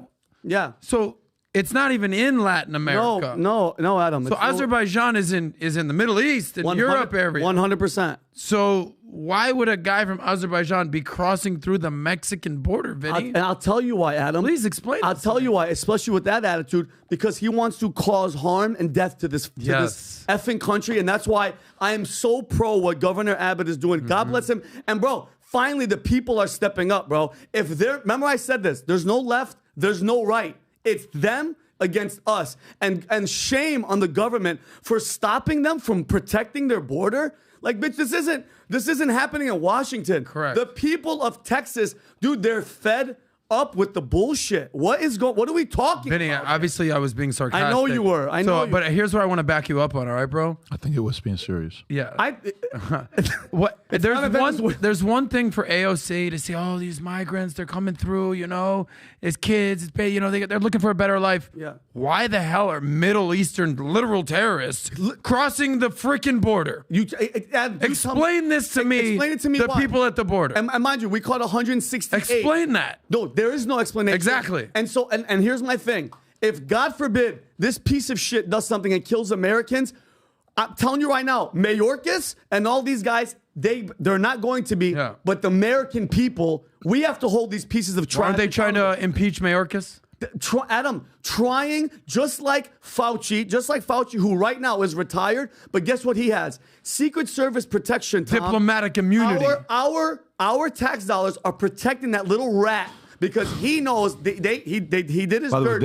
this guy was the head of the Islamic Party of Azerbaijan, who served 12 years in prison and was released January of 2023. Go to his Wikipedia, Rob. Let's learn about him a little bit. What are the chances that this was the guy at the border? Is it highly very likely? Close very close. Yeah? Very close. Pat, can you show that on the screen? Let the audience see what this is. Very concerning. These aren't just innocent Guatemalan guys just trying to escape poverty here. And Adam, why the hell are people from Azerbaijan crossing the Mexican border? And Adam, even get ready for Rob, this. look at the one I just sent you. And even if it's not him, guess what? That threat? That's a threat from a guy from the Middle East. Are you effing kidding me? And guess what we're going to say if he does something? There was a failure of intelligence. Again, they're going to say failure of intelligence. Bullshit. That's the entire. How have they not tracked his ass down and be like, who the hell are you? Why are you in the country right now? Adam, you know why? Because they're going after nanas that were at January 6th still. The FBI's too busy to worry about this. Zoom in. This the How guy? much does that look like him? Pretty Going close to the me, left? Pat. To me, that's. I mean, that's pretty damn close. similar.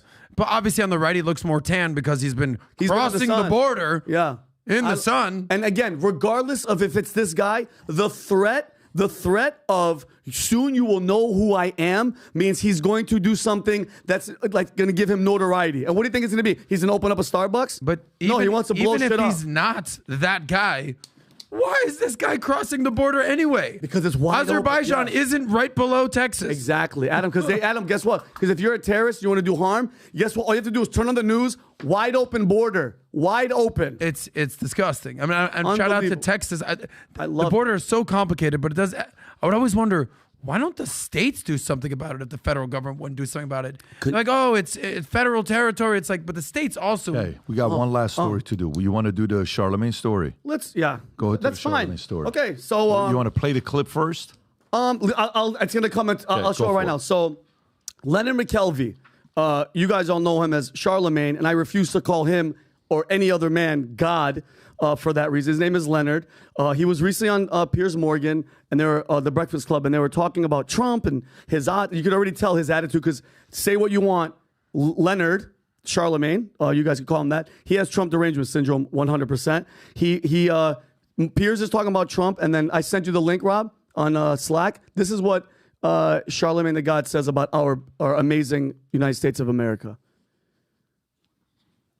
Back he's making. Nobody thought he could do this. Talk about Trump. After the stolen election bullshit, after the January 6th riots, all that stuff, after the 91 criminal charges, did anyone really think we'd be in a position where Trump had a landslide win in Iowa and is now in most polls I'm looking at likely to beat Biden if he does end up as candidate? I mean, it's an incredible comeback. Well, Whatever you think of it. well, it's something we say all the time, right? We know that America systemically, structurally is a racist country. And I think we know. Like that Hold on, we I know. wanted to ask you about in Trump 2016 after you win. I can understand the case for optimism, right? Nobody wants to see this country fall. But it's 2024 now. Based on everything we've seen Trump do, all of the things you just, said, the attempted coup of the country, the 91 criminal charges, you still think he should be president? And you can pause that. By the way, listen to what he said. Leonard said, we all know, not I think, not my opinion, we all know, you, me, everybody here, that this country is systemically and what else is structurally racist. Now, here's my question. What can't you do, okay, that a white person can't do? Doctor, astronaut, president of the United States, 2 terms. I hate this attitude, and this is going back to what you always say.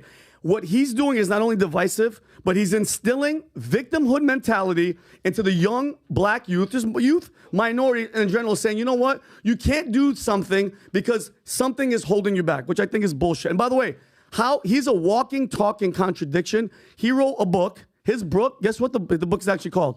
Black Privilege, Opportunity to Come to Those Who Create It. Look. So wait, if there's black privilege and opportunity comes to those who create it, and yet everything's structurally racist, and how did you make it? Did you slip through the cracks? I don't get it. These people are they're killing and they're making money because it's a victimhood mentality, and that's how they make their money. But then, Rob, I think he should write a different book, and I actually wrote it, Pat. I think he should write it. It should be called A Word from the God, How to Become Filthy Rich in the Most Racist Place in history. That's what I think that he should have his book. But it's like, what do you think? I think it's ridiculous that this attitude of we're racist. And guys, at the end of the day, there's racist people in this country, just like there's pedophiles over here and there's bad people over here and there's crooks over here. It's not what they say it is and how bad it is. And I think it's ridiculous, and it's not helping the youth if you're setting into their brains that everybody's racist, the system is against you, and you can't do anything. Do you think percentage-wise, Tom, and this goes to everybody, I want you to think about this before you answer it. Do you put total amount of white people in America, total white population in America, what is the number? Total white population in America, and then look at the total black population in America. Is there like a number, what that number is? White population, is that what it is? Okay, that's the white population. Let's just say it is 251. Okay, and then go to black population in America. Total black population in America. Total black population in America. Okay, what is that? What number do I see? 41.6 million. 14% is what it's hovered around. 13.14%. 41.6 million black. 251 million. Yeah. What do you call it? 251 million white. Okay. What percentage of which one has more races towards the other color? Are there more white races towards black or more blacks races towards white? Let me ask the question one more time. Are there more white people who hate blacks or are there more black people who hate whites? Percentage-wise. I think right now it's more black people racist towards whites because the numbers of the white is way more. I think right now black people really, really hate white people. Okay. So, I mean, listen, you can answer that whatever way you want, right? A person watching this, you're like, there's no way in the world there's going to be more. There's probably going to be physically more whites towards black because America is a white. It's a 60% white. It's like saying, is there more Middle Easterns than white? No, this is America. It's more whites than there's going to be blacks. But the argument he's making, the way he's saying it, is why America has the problem that he has. He's successful. The best ever clip I ever saw was Don Lemon and Morgan Freeman. Rob, if you can pull this clip up, if you have it or not. It's by far the best clip ever.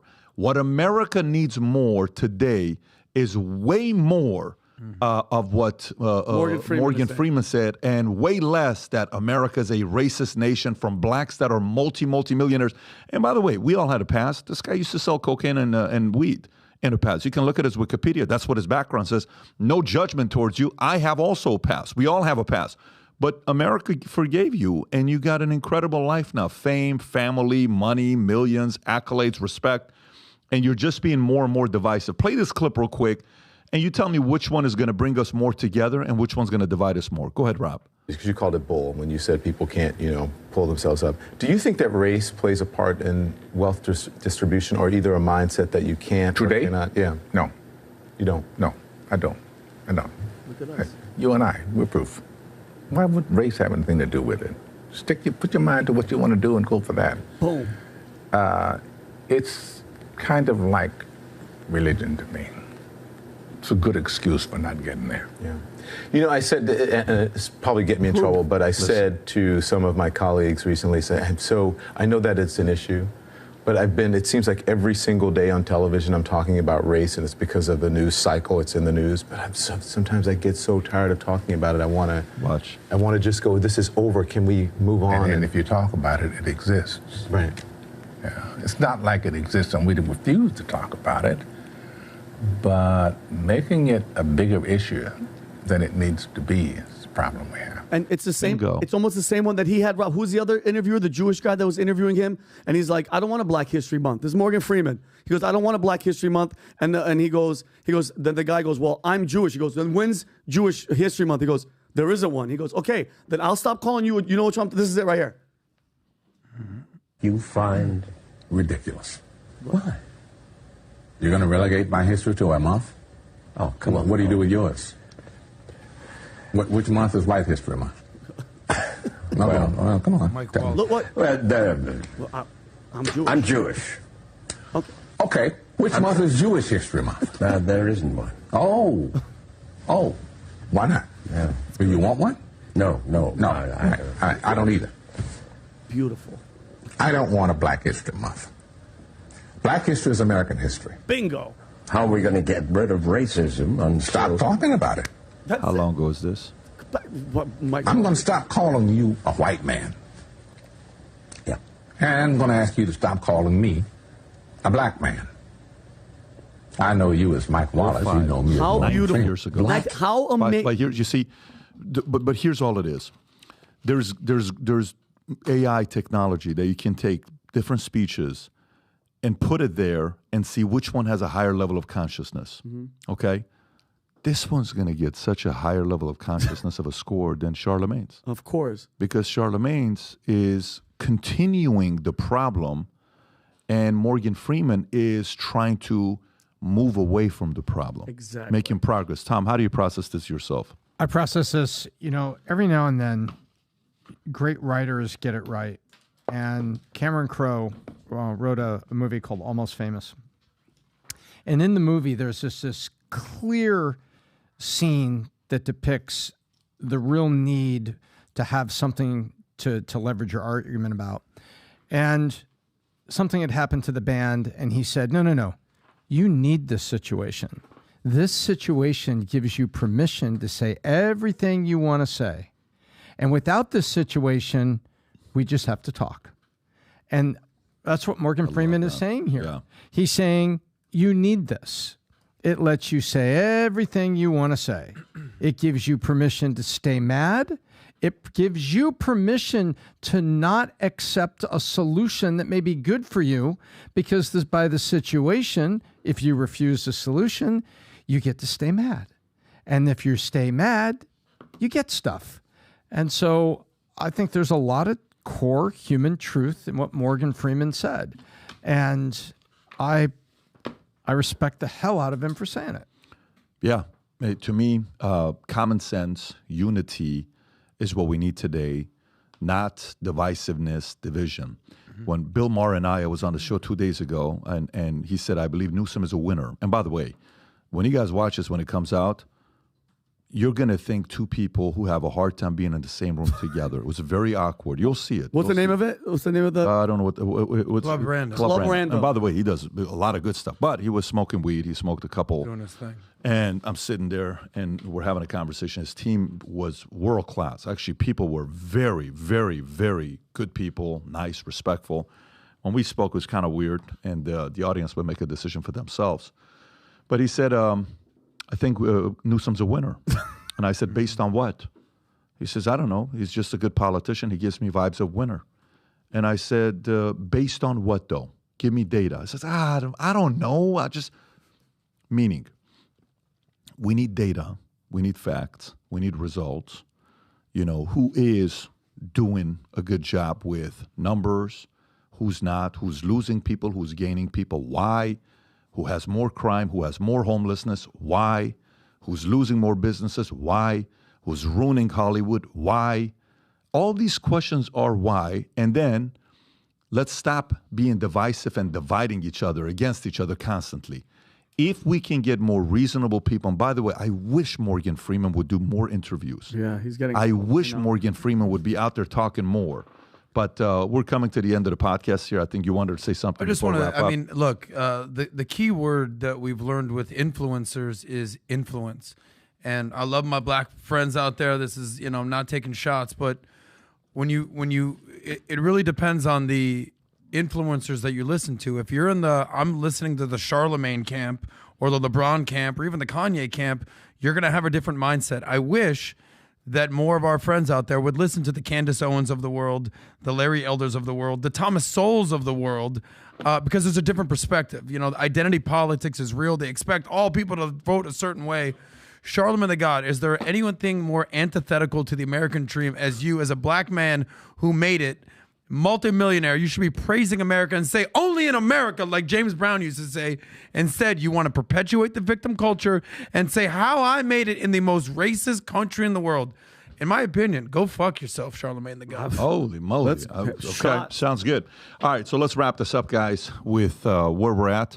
Again, if you haven't yet ordered these Future Looks Bright hats and you believe future does look bright, because we definitely do today, merch drop, the purple and gold, dedicated to the one and only Kobe.